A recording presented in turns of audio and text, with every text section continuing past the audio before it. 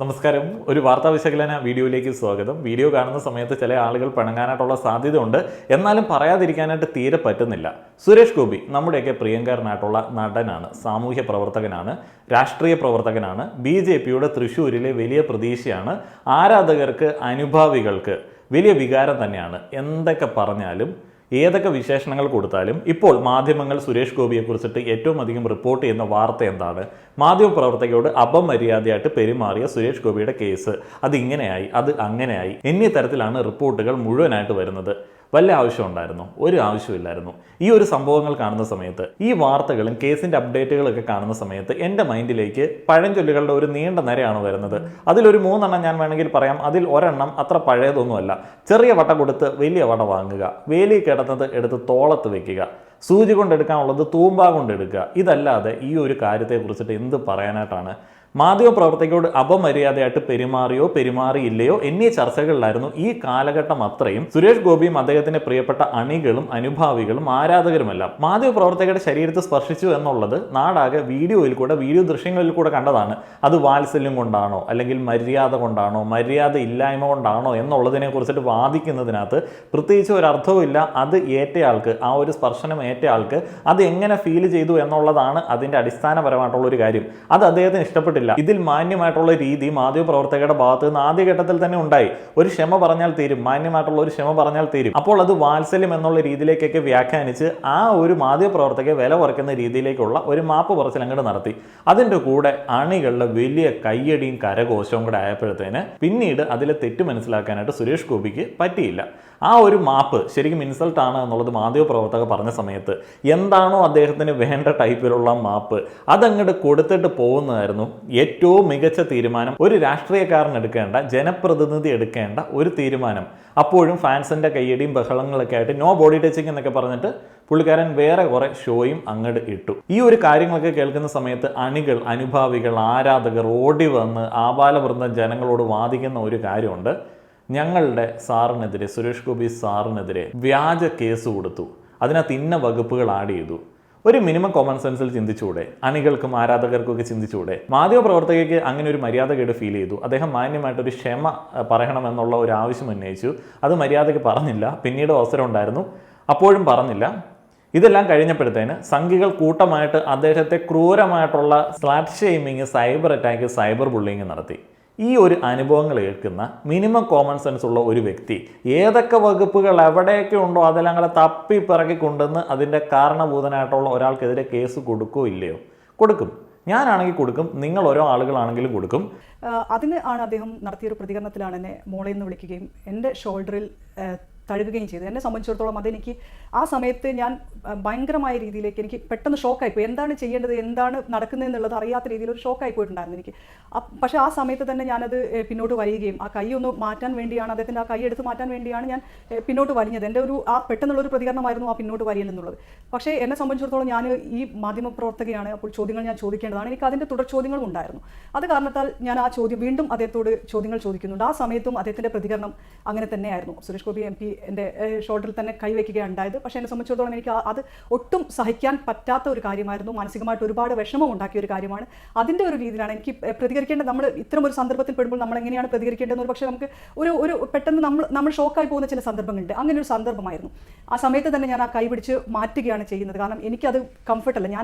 ഞാൻ പോയിരിക്കുന്നത് സുരേഷ് ഗോപി എന്ന് പറയുന്ന ഒരു പൊളിറ്റീഷ്യനോട് ഒരു ചോദ്യം ചോദിക്കാൻ വേണ്ടിയാണ്, അല്ലാതെ മറ്റൊരു കാര്യത്തിനും സൗഹൃദ സംഭാഷണത്തിനും ഒന്നും തന്നെയല്ല ഞാൻ അവിടെ പോയിരിക്കുന്നത്. അപ്പോൾ അങ്ങനെ കൈ ഞാൻ മാറ്റുകയാണ് ഉണ്ടായത്.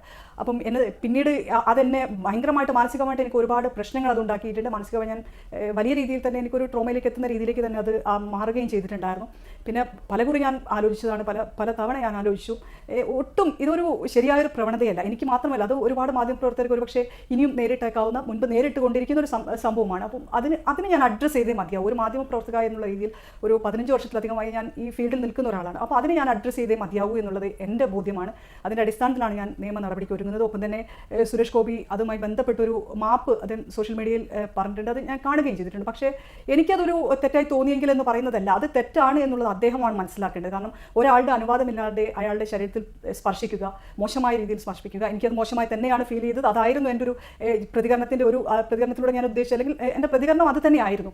അപ്പോൾ അങ്ങനെ ഒരു മാപ്പ് പറച്ചിൽ എന്നുള്ളത് അതൊരു മാപ്പ് പറച്ചിലായിട്ടല്ല, അതൊരു വിശദീകരണമായിട്ടാണ് തോന്നുന്നത്. എന്താണ് ചെയ്തത് എന്നുള്ളത് സുരേഷ് ഗോപിയുടെ ഭാഗത്തുനിന്നുള്ള ഒരു വിശദീകരണമാണത്. പക്ഷേ എന്നെ സംബന്ധിച്ചിടത്തോളം അങ്ങനെയല്ല. ഇനി ഒരു മാധ്യമപ്രവർത്തകയ്ക്കും ഇത്തരം ഒരു അനുഭവം ഉണ്ടാകരുത് എന്നുള്ളതാണ് എൻ്റെ മുന്നിലുള്ള ഒരു വ്യക്തി. എനിക്ക് മാത്രമല്ല, ഇനി ഒരാൾക്കും അത് ഉണ്ടാകരുത്. അതിൻ്റെ അടിസ്ഥാനത്തിലാണ് ഞാൻ ഇനി നിയമ നടപടിയുമായി മുന്നോട്ട് പോവുകയാണ് എന്ന് പറയുകയാണെങ്കിൽ പലരും വിളിക്കുന്നുണ്ട്, എന്താണ് ചെയ്യുന്നത് എന്നുള്ളതൊക്കെ ചോദിക്കുന്നുണ്ട്. പക്ഷേ ഞാൻ നിയമ നടപടിയുമായി മുന്നോട്ട് പോവുകയാണ്. ഇതൊരു മാപ്പ് പറച്ചിലായിട്ട് എനിക്ക് തോന്നിയിട്ടില്ല.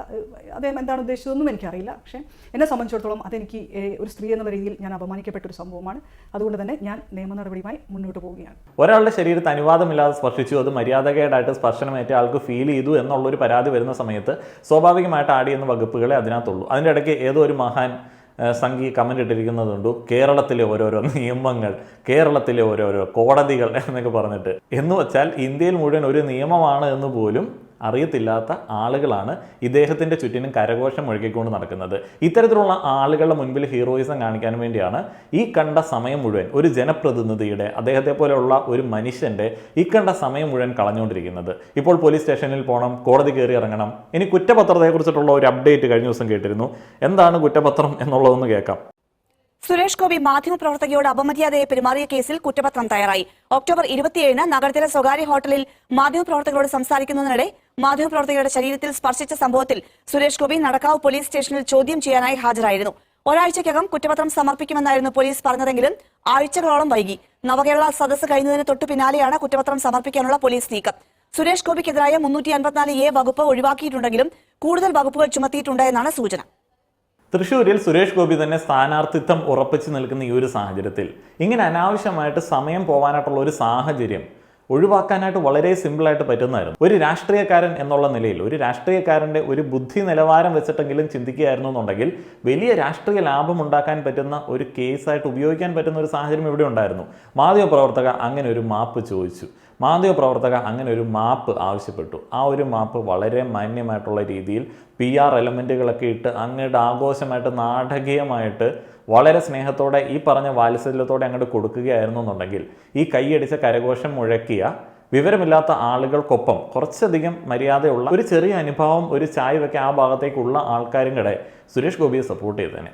അവിടെ ഉള്ളതും കൂടെ കളയുന്ന തരത്തിലേക്കുള്ള ഒരു പ്രകടനമായിപ്പോയി പുള്ളിക്കാരൻ്റെ ഒരു പ്രകടനം. ഈ ഒരു ടോട്ടൽ സിറ്റുവേഷനെ നമ്മൾ വേറെ ഒരു രീതിയിൽ ചിന്തിക്കുകയാണെന്നുണ്ടെങ്കിൽ ഇപ്പോൾ സുരേഷ് ഗോപി ആ ഒരു മാധ്യമപ്രവർത്തകരോട് പറയുകയാണ്, ഞാൻ താങ്കളെ സ്പർശിച്ചത് ആ ഒരു ഉദ്ദേശത്തോടെയല്ല, താങ്കൾക്കത് അപമര്യാദയായിട്ട് തോന്നി എന്നുള്ളത് എനിക്ക് വലിയ വിഷമം ഉണ്ടാക്കുന്ന ഒരു സംഗതിയാണ്.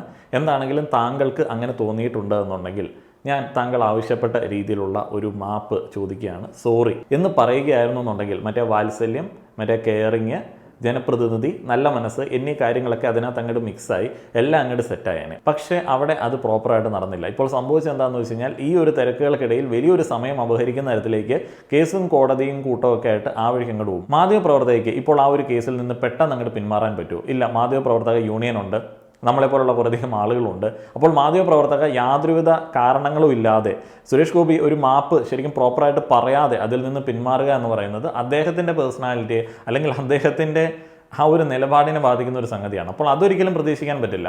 വെറുതെ അനാവശ്യമായിട്ടുള്ള പ്രശ്നമാണ്. ഏതൊരു കേസ് വന്നാലും അത് ഏത് വ്യക്തിയാണെങ്കിലും സുരേഷ് ഗോപി ആണെങ്കിലും അണികളുണ്ട് എന്നുണ്ടെങ്കിലും കോടതിക്കും പോലീസിനും അവരുടേതായിട്ടുള്ള ചില രീതികളുണ്ട്. അപ്പോൾ അതിൻ്റെ പുറകെ നമ്മൾ നടക്കേണ്ടി വരും. അതിൻ്റെ ഭാഗമായിട്ടാണ് സുരേഷ് ഗോപി ഇപ്പോൾ മുൻകൂർ ജാമ്യം അപേക്ഷിച്ചിരിക്കുന്നത്. മീഡിയ വണ്ണിലെ മാധ്യമപ്രവർത്തകയെ അപമാനിച്ച കേസിൽ സുരേഷ് ഗോപി ഹൈക്കോടതിയിൽ മുൻകൂർ ജാമ്യം തേടി. മുൻകൂർ ജാമ്യാപേക്ഷ ഹൈക്കോടതി ഇന്ന് പരിഗണിക്കും. വിവരങ്ങളുമായി ശ്യാം ദേവരാജ്. ശ്യാം, എന്താണ് സുരേഷ് ഗോപിയുടെ മുൻകൂർ ജാമ്യാപേക്ഷയിലുള്ളത്? മുൻകൂർ ജാമ്യാപേക്ഷയിൽ പറയുന്നത് താൻ അത്തരമൊരു ദുരുദ്ദേശത്തോടു കൂടിയല്ല മാധ്യമപ്രവർത്തകരുടെ ശരീരത്തിൽ തോളിൽ സ്പർശിച്ചത് എന്ന കാര്യമാണ്. അതുകൊണ്ട് തന്നെ ഇത് കുറ്റകൃത്യത്തിന്റെ പരിധിയിൽ വരില്ല. തനിക്ക് അങ്ങനെ ഒരു ഇന്റൻഷൻ അല്ലെങ്കിൽ അത്തരമൊരു കുറ്റകൃത്യം ചെയ്യണമെന്ന ഉദ്ദേശമില്ല എന്ന കാര്യമാണ് ഈ മുൻകൂർ ജാമ്യാപേക്ഷയിൽ സൂചിപ്പിക്കുന്നത്.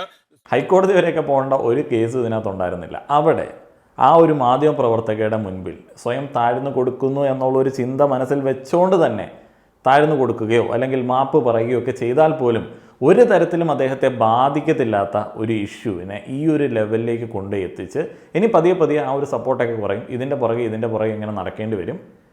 എന്തൊരു കഷ്ടമാണ്. ഇതാണ് ഈ അണികൾ, ചുറ്റുമുള്ള ആളുകൾ എന്നൊക്കെ പറയുന്നത് വിവരമില്ലാത്തവരാണ് എന്നുണ്ടെങ്കിൽ സംഭവിക്കുന്ന ഒരു സംഭവം. അദ്ദേഹത്തിൻ്റെ കൂടെയുള്ള ആളുകളെങ്കിലും അദ്ദേഹത്തിന് അത് ഉപദേശിച്ച് കൊടുക്കുകയായിരുന്നു എന്നുണ്ടെങ്കിൽ, അദ്ദേഹത്തിന് അത് പറഞ്ഞു കൊടുക്കുകയായിരുന്നു എന്നുണ്ടെങ്കിൽ ഈ ഒരു പ്രശ്നം ഉണ്ടാവില്ല. പക്ഷേ സംസർഗ ഗുണമാണ് പ്രശ്നം എന്ന് എനിക്ക് തോന്നുന്നു. നന്ദി. നിങ്ങളുടെ അഭിപ്രായങ്ങൾ പറയുക.